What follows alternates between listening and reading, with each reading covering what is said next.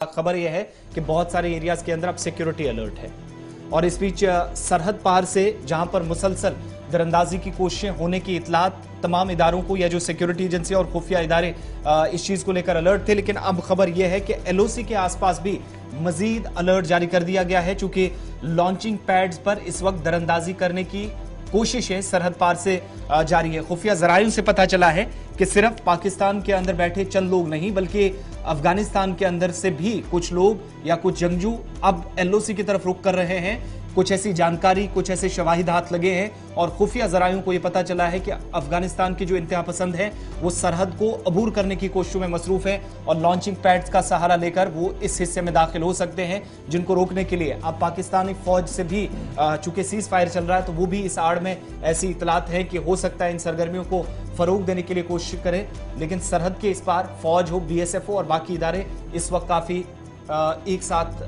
कार्रवाई करते हुए नजर आ रहे हैं। दिफाई और अस्करी जराइयों के मुताबिक 60 से 80 मिलिटेंट इस वक्त जो है वो लॉन्चिंग पैड्स पर देखे गए हैं और इनमें से अक्सरियत का ताल्लुक जो है वो अफगान वाली है। उन्हें अफगान मुहाजिरीन जिन्हें आप कह रहे हैं या अफगान मुजाहिदीन जो थे अपने ज़माने में, उनकी वहां पर तैनाती हुई है इन लॉन्चिंग पैड्स के पास, तो इनकी दरअंदाजी के लिए कोशिशें की जा सकती है। इस तरीके की खुफिया इतलात जो है वो दिफाई और अस्करी जराइयों की तरफ से सामने रखी गई है और यूं ही जब ये सामने आया है तो उसके बाद पहले से ही लाइन ऑफ कंट्रोल और इंटरनेशनल बॉर्डर और एलसी पर जो है वो सिक्योरिटी काफी अलर्ट थी। लेकिन दिफाई जराया का मानना है कि चूंकि पाकिस्तान इस वक्त जो ग्रे लिस्ट के अंदर है और अगर इस तरीके की कोई भी कार्रवाई की गई और अफगानियों को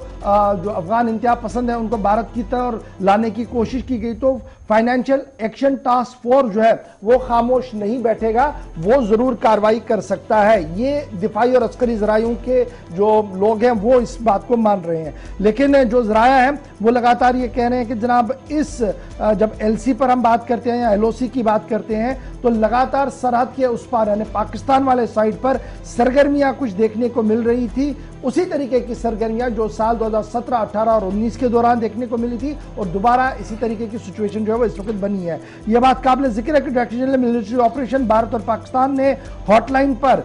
जब बातचीत की थी 2021 के दौरान, फरवरी का महीना था, उसके बाद एक ज्वाइंट स्टेटमेंट सामने आया था जिसके बाद दोनों मुल्कों ने इस बात पर राजीनामा जाहिर किया था कि किसी भी तरीके से सीज फायर को नहीं तोड़ा जाएगा और उसके बाद लगातार अमन जो था वो इस पर देखने को मिला था और कई जो दरअंदाजी की कोशिशें सीज फायर की आड़ में होती थी वो नहीं हो पा रही थी। लेकिन इस बार सरकार वहां पर है नहीं, फौज में भी तब्दीलियां हो रही हैं और शायद कुछ स्ट्रेटजिकल चेंज भी पाकिस्तान के अंदर हो रहा है, उसकी वजह से ही ये जो अलर्ट सामने आया कि 60 से 80 मिलिटेंट जो है वो 2-3 लॉन्चिंग पैड्स पर देखे गए हैं जो सरहद के पास दिख रहे हैं। ये जराया से इतलात सामने आई है। वक्त हो गया जी।